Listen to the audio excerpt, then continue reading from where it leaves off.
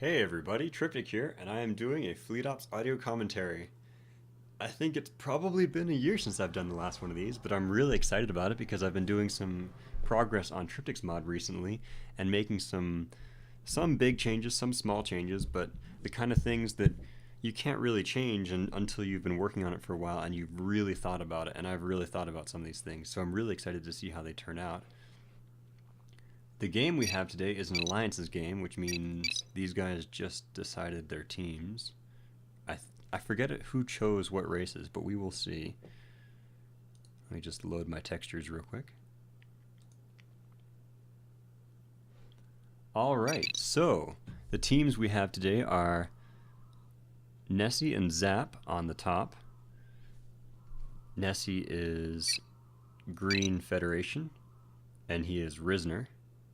And his ally Zap is Martok Klingons. And down on the bottom we have Kubik and Mighty. And Kubik is a Muriel Romulan. And here we have Mighty went Assimilate Borg. So we're going to see some very interesting new mechanics this time around. This is Tryptic's mod 2.5c, and in this version I have completely reorganized the Romulan tech tree. And I'll talk about that a little bit more in a little bit, but the important thing to know right now is the Warbird Yard no longer requires the Research Institute, it now requires the Star Yard. So in order to get your Warbird Yard, you have to have a Star Yard, which means at any time you can build some small ships to augment your Warbirds. However, it's the technology stations that really determine getting access to the better ships later on. So you could, for example, have multiple Star Yards, or you could have a Star Yard and a Warbird Yard, but you're still only going to have access to relatively light things. And this also means, as previously was true, if you have a Star Yard and you have a bunch of tech facilities, and then you get your Warbird Yard, then the moment the Warbird Yard finishes, you'll be able to get some of the more advanced Warbirds. I've also made some serious changes to the Nurexin. I've made it into a beam torpedo ship, which allows it to serve the real purpose of a battleship, which is to kill other battleships. And this also means, other than that multi-purpose weapons ability, all of the Warbirds are beam torpedo ships. There are no pulse weapons, which means if you are facing smaller ships, you might want to get some smaller ships of your own to counter them. And of course, we'll see more when we actually see what he is building. But up here, let me just memorize these real quick. Okay, Nessie, Zap, Kubik, and Mighty. So Nessie has gotten he's getting a Starship chassis, and he is going straight for science. I suspect a Starfleet command rush up here. His ally Zap has his field yard, but I'm wondering if we're going to see an early battle yard at his expansion or something. But right now he is still just building. Okay, there we go. There we have some Quebecs. And we'll watch very closely to see if we have an extension here. I've also been, with the mix tech, I did make the mix tech require the field research to make it a little bit slower to get in the beginning. And I limited the number of E-Gen because the E-Gen was being a very, very powerful ship there. So Nessie has gone ahead and forward expanded. I'm really expecting to see a yard go down there then so he can repair, but if he does build a yard, he won't have enough resources for that Starfleet command. So he's really okay, he's just getting a platform to defend, but he's really cutting it close on his resources there. Down here, Kubik is pulling out some Shrikes. There's one. Oh, and Kubik wants to do a Warbird Yard over here, I'm pretty sure. So the Shrike, it really doesn't have the most damage, but it will help for very, very early things, and he could go harass with it, but he won't be able to harass once that platform is up. Down here, Starmaster has, I think he's just been economying up really hard. Yep, he's going for a 6. With this level of resources, I expect he's probably gotten nodes level 2 already. Otherwise, I would expect him to have a lot more of his starting resources still. So he's probably going for collective connections. I would expect to see a sphere rush. Or, oh, he's a Assimilate avatar. He might be doing a pyramid rush. That would be very interesting. It'd take a little while to get a pyramid out. But he's really not going to, even though this is a relatively small map, I don't see a lot of early aggression from the other guys. And you see the Shrike has discovered the constructor here, but it's not going to die before the turret goes up. However, Nessie really doesn't actually want to spend those resources on that turret. He's got an Intrepid, and that's it. And now there are 2 Shrikes. With a third on the way. And there's the Warbird Yard going down back at the base. I wonder if we will see a mining expansion out here. But he has just about enough resources to start his first Salar.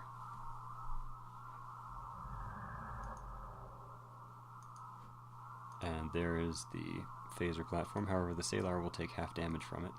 So it's really going to be a fight between that Salar. The Shrikes won't add too much damage early on. They really are better for economy rating, but they'll help out a little bit. So it's going to be some Warpins versus the Salar Warbird. And then, oh, okay, so these guys are going to go ahead and do a tech transfer here. So in order to do this, you just need to fly your constructor to an ally's starbase and use the tech transfer ability on it. Once you do, they will gain your race's technology, and for the Borg, what that will do is it will let them build a adaptation matrix. They can build one for each race, and it basically functions as an incubation chamber that also gives them a little bit of CC. It's a little bit better economy option for gaining another race's technology. I'm seeing a fair amount of buildup here for Zap. He has his battle yard, but hasn't built out of it yet. Is he trying to rush all the way to an Imperial yard? This is a pretty small map, but all the players tend to be going for really later game units here. Nobody's really that concerned with early aggression. Although now, here we go with the Shrikes. So these Shrikes, their weapons will disable weapons on enemy destroyers. So they might be able to prevent this Quebec from cloaking. They also have fast-tracking computers, which does extra damage to short-range ships, such as this Intrepid. So I think there's definitely going to be enough firepower to chase them off. Where's the Salar? There it is. The Salar won't actually be able to chase it down, but will definitely not die to it. But I would be very worried about those Shrikes killing that Intrepid because they are faster and they can do the damage to it. So here you see he has gained Romulan technology, and he's probably going to go ahead and get that. Yep, that also will get him repair abilities. I don't believe it does allied repair right now. However, I'm very strongly considering letting adaptation matrices get allied repair in the future because they need that ability to be a good team player. So the Salar still hasn't moved out. The Shrikes are going to engage, and they are going to do a lot of damage, but their hit points just aren't that high. Yeah, that Intrepid, there's no way that Intrepid gets out of this situation alive. But Kubik really needs his Salar to come help. And the first Warpin comes, so now there's definitely some reinforcements here. And has there been an issue with detection? This version has only been out for a few days here. The Daredex is supposed to require the Research Institute, however, it doesn't seem like it did, so I have something to fix. However, with its long build time, I still don't think it's going to be a problem with moving power. Unfortunately, the second constructor on its way home from Starmaster's base is getting intercepted and killed. And what on earth is Starmaster building? Okay, he does have his pyramid out. That was a very slow build-up, but he didn't get raided. His ally is definitely suffering under 2 races of attack. But is building Shrikes more consistently. There is plenty of mining here. Here we see an Arati yard going down for Nessie. And that first Warpin.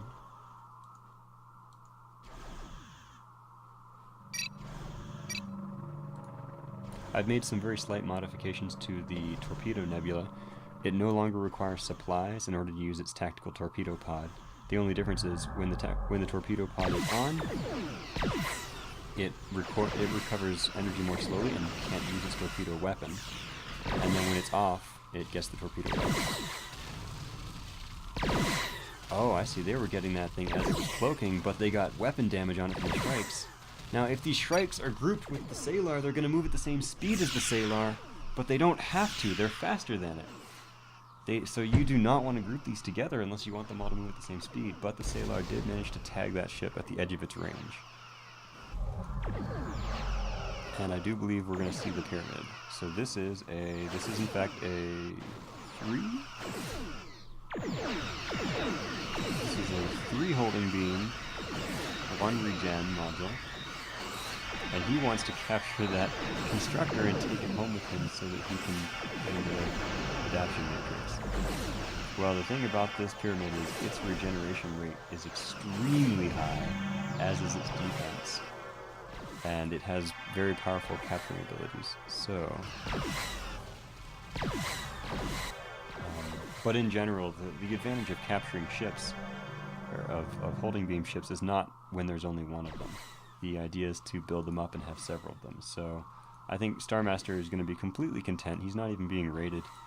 He's going to be content to just get more pyramids until he has enough pyramids to basically instant capture whatever he needs. And then he's going to roll over the enemy. Over here, we do see improved weapons at the armory and Sangs. So Zap has gone ahead and decided his strategy. He's going with Quebec Sang. And he's gotten his expansion mining up, so he's going to start cranking these out pretty fast now, I think. And the Sangs, they will provide the damage that he needs to take down these large pyramids. But at the same time, they will be very easy to capture. So I think the key is the top 2 players are going to need to engage this pyramid with their entire fleet at once. Both players are going to need to show up, and they're going to need to pounce on it as hard as they can in order to get kills on it. So scouting is going to be incredibly important, and as you can see, the Klingon scout is on this, and they know, so they're traveling home.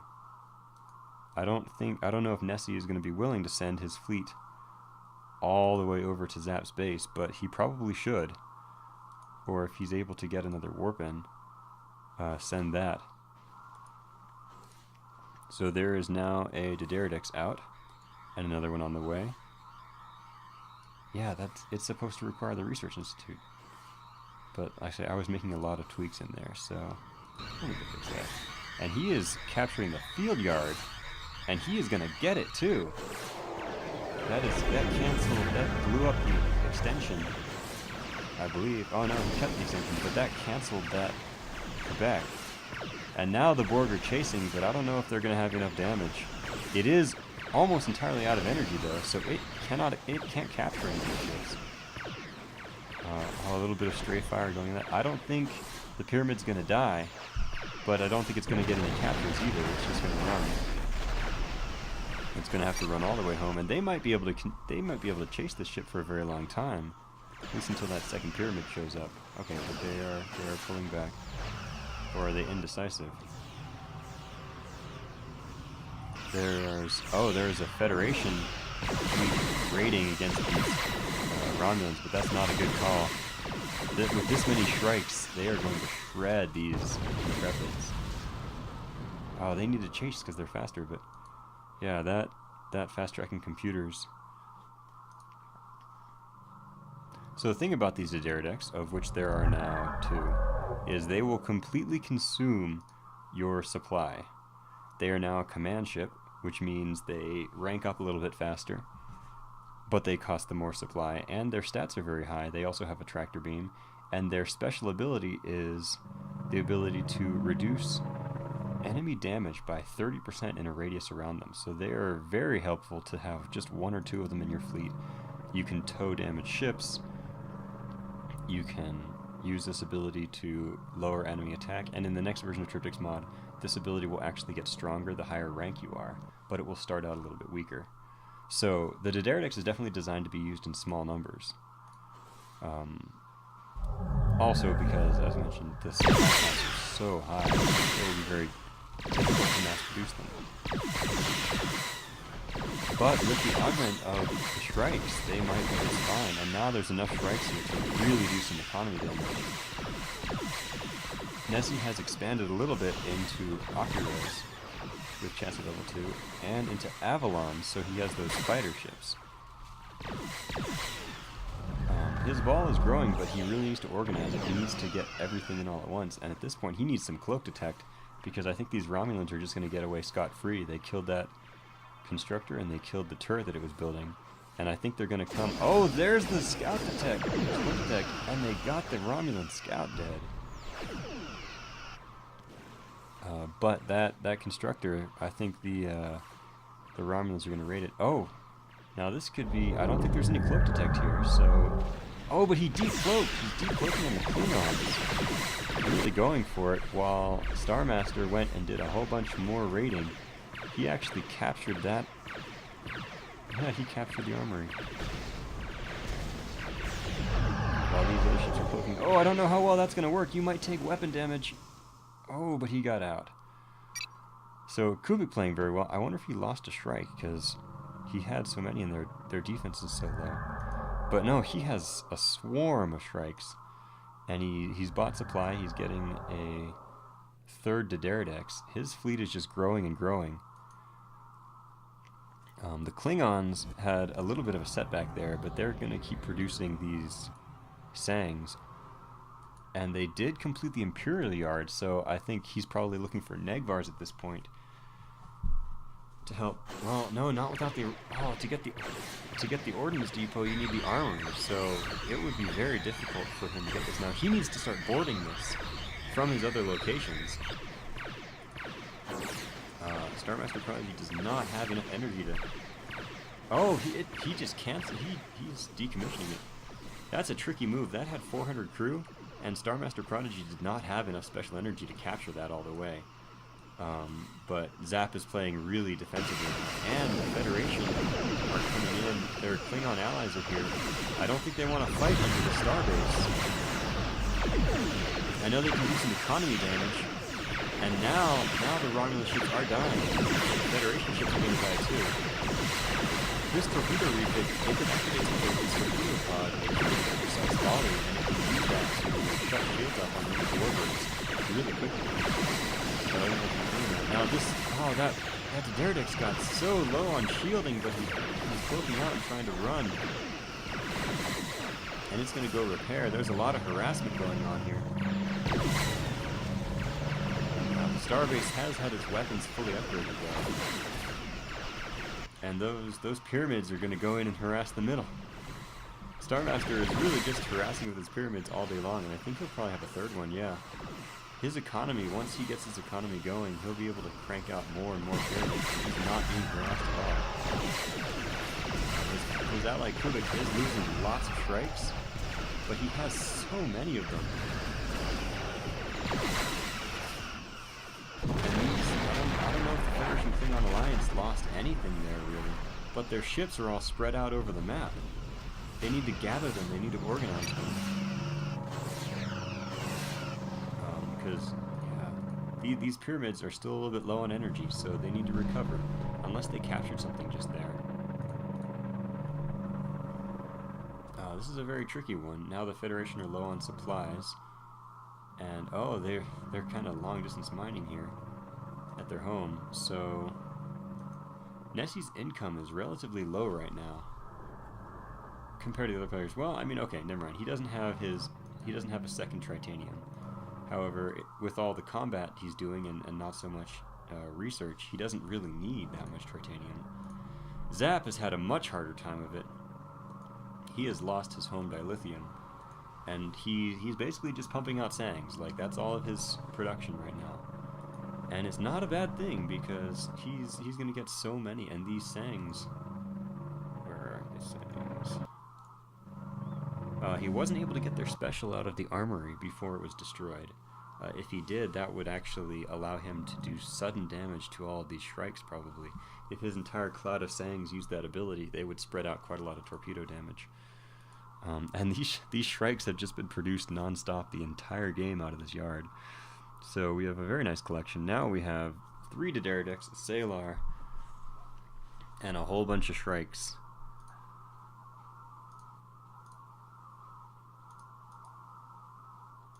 Coming out. Versus, okay, now Allied Repair is going down here in the middle. These Quebecs, they make decent tanks, in that they will be fired at first on the Northern Coalition side. Oh, careful, careful, don't go in there. Do you guys have cloak detect? Okay, they have a scout. Man, just like 1 or 2 Burrells, or like if he could make it to a Vodpa, that would be very helpful right now at dealing with these cloak units. But don't go in. It's a trap. It's a trap. No. And Kuvik's not doing anything though, because he knows there might be something else nearby. But he doesn't have any. He doesn't have any scouts on this Klingon army. So actually, if he takes the bait and attacks this Federation fleet, he will get hit very hard. But now there are 4 pyramids coming. Star Master's finally having to do some supply building, but not even that much. I mean, okay, he will need some more, but he could crank out 1 more pyramid if he wanted to, and 4 pyramids or even 5 pyramids, like that is a lot. And oh, okay, he has a scout that he's borrowed. Oh, they're gonna take out the repair yard, and then it's gonna be really hard for this fleet to repair. There's an accidental decloak, and the full decloak comes. And now we're gonna see damage going on everything. We have fire on a strike. I think they are gonna go ahead and focus down that yard, which means damage isn't going on the enemy ship. But now the pyramids come in, and what are they gonna start capturing? They're going to capture something. There's a lot of sands. He wants to capture an Avalon, and he's going to get it very quickly. Oh, but its shields are down, and it's going to die. The thing is, these pyramids, oh, there's just so much. And now the pyramids are out of energy, almost. So now's the chance. Now's when you need to strike. The Federation need to turn around and shoot. Ah, you're just gonna lose more sangs if you engage like this. Oh, he got a sang. Okay, but that one closed, and now the sangs are mostly closed out. They are in bad shape though. But now the pyramids are out of special energy, so now they can attack. But the Romulans are coming too, and I think they did lose, what, 2 Avalons? And there's a third there. Oh, and the defense on the pyramids is just so insane. There's just no way to deal with them.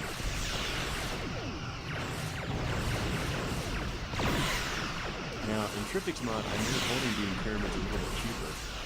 And they might need to get more expensive again if it's going to be like this, because, yeah, they're not even taking a scratch. And now they're getting their special energy back. They can a number of Romulan ships did die. I think the Romulans lost almost every single strike. Oh, they didn't lose the yard though. That was so close. But at this point, there is no answer to these pyramids. There's the 4 pyramids. There's nothing the top team has that can kill them. Now, in terms of Tryptic's mod, you could use a Canaveral.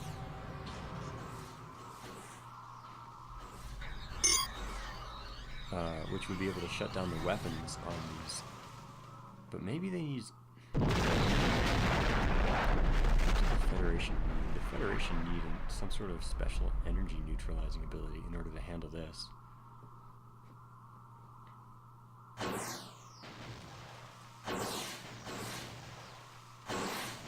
I mean, if you had like a Remor, you could shoot down all these torpedoes. But really, the Federation need damage.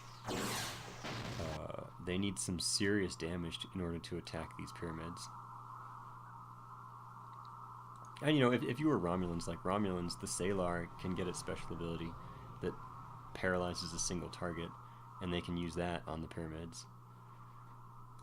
But you need some form of subsystem damage. Like Defiance or Sovereigns would be able to handle these a lot better.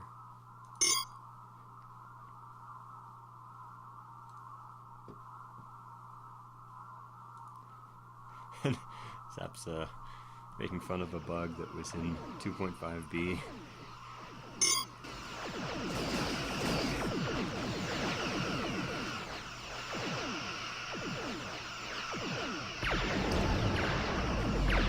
And unfortunately greatly reduced during that conflict.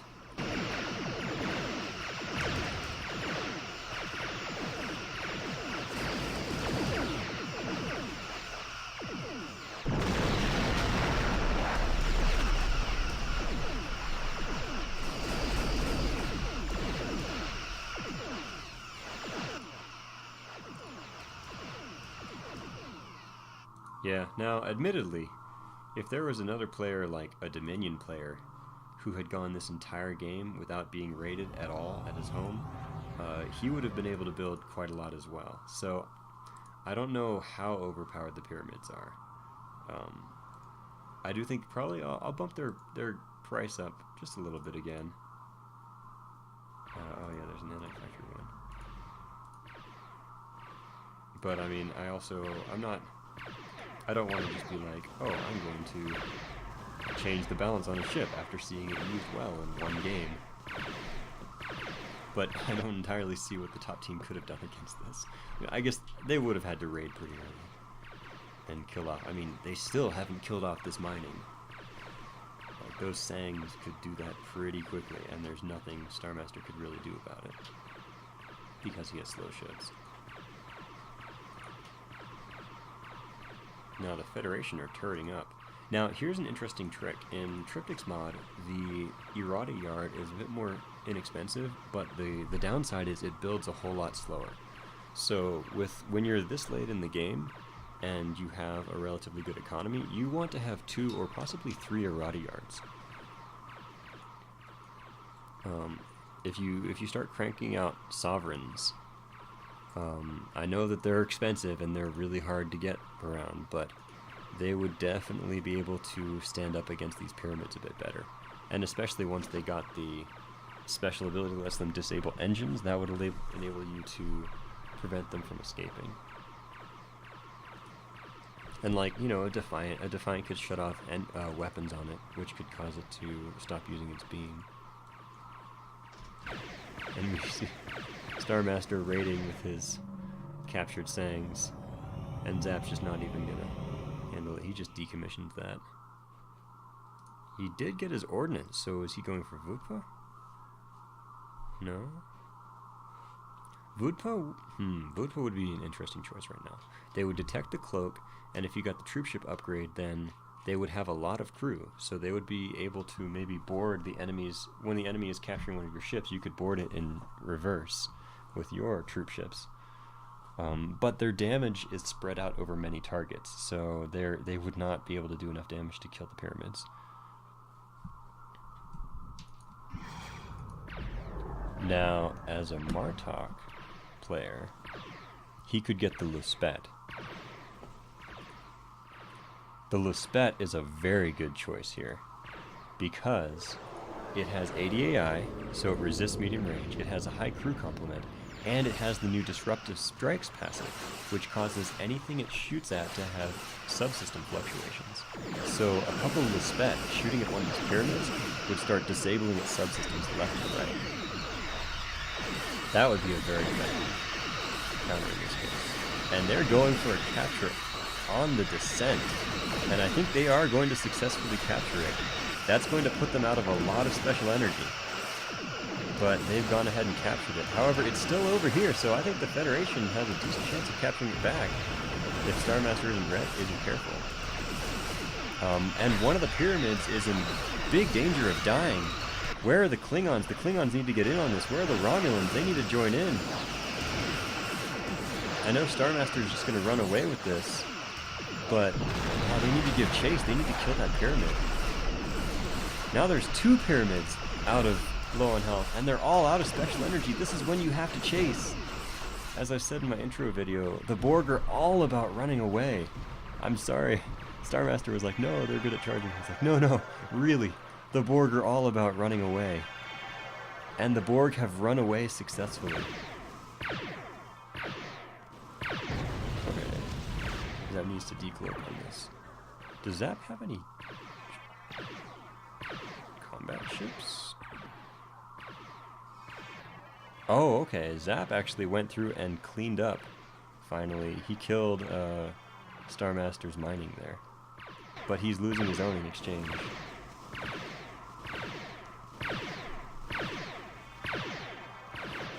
Oops, what's this? Oh, right, it doesn't have that because these are just vision stations. So the sensor station has a sensor ping that will detect cloak, but the scout station is a new variant that just has a very long sensor range. So it's not actually cloak detecting these, I'm afraid. So, of course, Star Master is going for his cube, and his heavily wounded pyramids are recovering back up to full health and full special energy. Ooh, but here is a fight with the Romulans and the Federation in the middle. There is enough firepower that the strikes are going to die, but I haven't seen what Kubik has been building for a while now. I think he's gone technology. He hasn't really been building ships for quite some time. And there his strikes are all dead. But he has the 3 Daredecks and the Salar.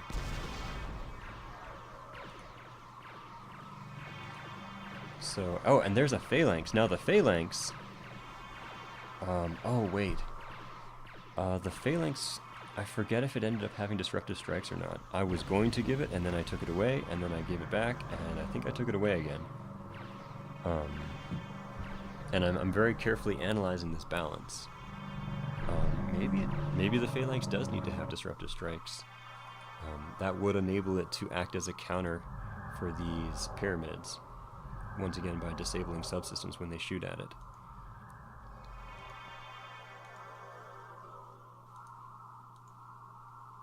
Yeah, I really just want to tell them, like, Lisbeth, get Lisbeth.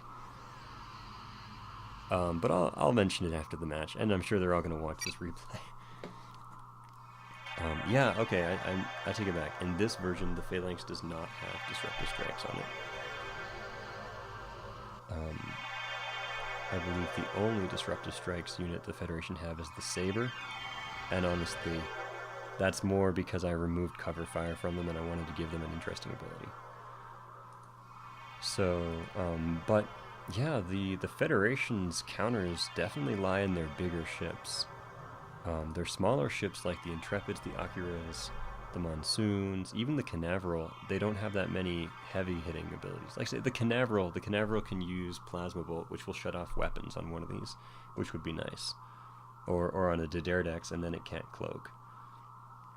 But it's really in the Sovereigns and the Defiance, and to some extent the Phalanx, although without disruptive strikes, not really, but it's those heavy ships that they could use to counter these. And this is what I was talking about. This is a triple holding beam. Wait. There isn't regen. Triple holding beam. Maybe 1 torpedo? Yeah, because it doesn't have it. Okay, so this is a triple holding beam, 1 torpedo, 2 tactical plates. And this thing has an insane amount of special energy. It is coming in to assimilate you all. Its damage is not actually that high, but its hit points are so high. And he is going for the capture. And they are just abandoning this base. They are going to let all the turrets though. They're going to let all the turrets die. And the Arati Guard, he's probably going to decommission it. Oh, did he get it? He did. Or maybe he got killed by the torpedoes. I did not see that. But yeah, all the turrets are down. And now, the pyramids, they're still pretty high on energy, although the cube has used half of its energy.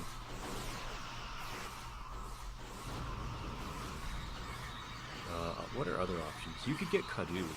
Kadouj, with their ionizing torpedoes, could reduce the special energy on the ships, and have made it a whole lot stronger than it used to be. Although, there's just so much energy. And now the Negvars are coming out. And these guys are also command ships now, which means they have the increased supply cost, but they rank up faster.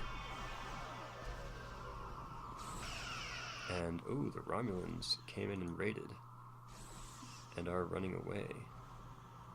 Did the Salar die? Oh, and the Vukpa are raiding too. Like I say, the strength of a Vukpa is it attacks multiple ships at once. But against like little mining freighters, it's really powerful. Oh, and the Klingons, they are decommissioning everything and running. They have popped the Tingas, which are dying, and now Star Master Prodigy is coming for this starbase, and I think the top team need to make some form of final stand. Kubik spent a lot of resources making it all the way up to a Tavara, and he has gotten one out. Although he hasn't produced in so long. Oh, and there, Star Master wanted to use a little Transworld Scout Cube, but it got diverted by these Klingons. I mean, this yard goes down. Oh, these have manual targeting, so these Romulan ships, if they engage, they might die here. This could be very bad for the Romulans. But, okay, yeah, there's a Negvar being captured. And you just can't engage these Klingons step by step. Oh, he's decommissioning his starbase with 500 crew still. No. You needed to wait until these ships were low on special energy, because if you do it like this, they're just going to recover their special energy. You need to make the Borg fleet completely deplete their special energy, even if they almost captured, you know, your starbase. If they made it down to like 10 crew or so, and then you just decommissioned it then they would have no special energy. So the Klingon production is basically complete. They will not be able to build anymore. They do have some resources they could give the feds, but the feds don't have a yard or anything really. However, there's a Daredex dying. There's a flickering starbase, so it's losing damage, but it's also focusing on that descent. So I take it back, there actually was some production going on there, because there are 2 more Daredex that I didn't see before, although one of them just died. But this Klingon fleet is not small. Although there's a second cube, and it costs 1,000 energy to blink a cube, but I think Star Master's totally okay with that. And yeah, now the Klingons are coming in, and they're going to kill off some freighters. They can deal a whole lot of damage to that Tavara, but it's a Spectre refit, which means it has increased offense and speed, but not very much defense. But it moves so fast. I don't think they're going to be able to kill it before they see the yard. And they're actually going for the yard, and they might get the yard. I was not expecting that. Kubik's production is very much messed up. However, he also isn't building. He could be building some generic singularities at this point, or something simple like that. He needs to cancel that Tavara under construction. He's going to lose 1,400 dilithium. Oh, okay, he got it back. I think his constructor's dead too, though. Oh no, there it is. So, bad things are happening here, but you can't stay near the starbase. It will mess you up. And I don't know if you have a repair yard. Oh, Star Master sends his Negvar, but it's going to get killed. I think it's going to get killed. It's almost killed. Yeah, there it goes. Oh, man, and you're going to see just what this late game Klingon fleet does, because these guys can detect the cloaked unit. They have manual targeting. It's going to die. And the Klingons are really cleaning up house. So that tech advancement was expensive. And the Tavara wasn't cheap. I'm working on making the Tavaras more effective at leading fleets.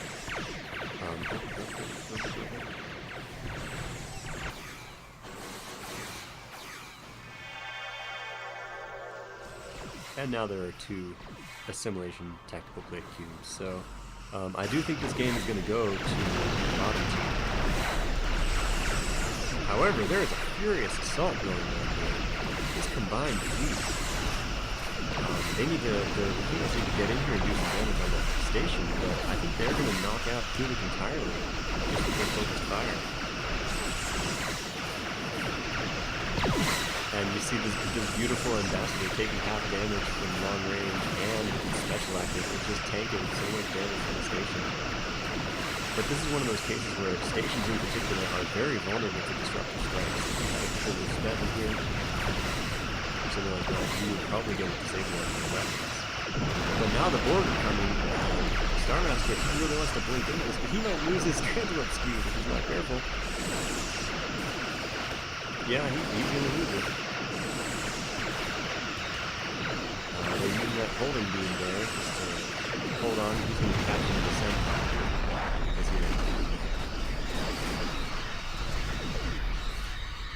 So now this fleet has a very interesting dilemma. If I were you, I don't know. I mean, if you run away, he's just going to build more cubes. But I would seriously just... Oh, turn on that! Turn on that! There's a pyramid getting out of position. And you're going to see just how fast it actually dies under a fleet of this size.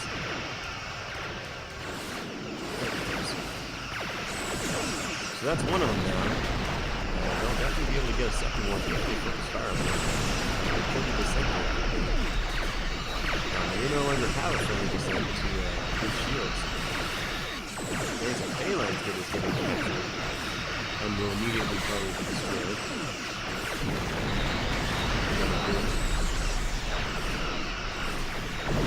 And here's where we're going to see, once the pyramids are out of special energy, they're really not that good in combat. Another descent warfare that we're able to use some quick trap, but it might be too late. And this Tavara is really fighting on the damage. So because the cubes are here, I think the top team doesn't have a chance. But I do think they're going to kill another pyramid. And now the cubes even are out of special energy. So it's really just the weapons on the cubes that are doing damage now.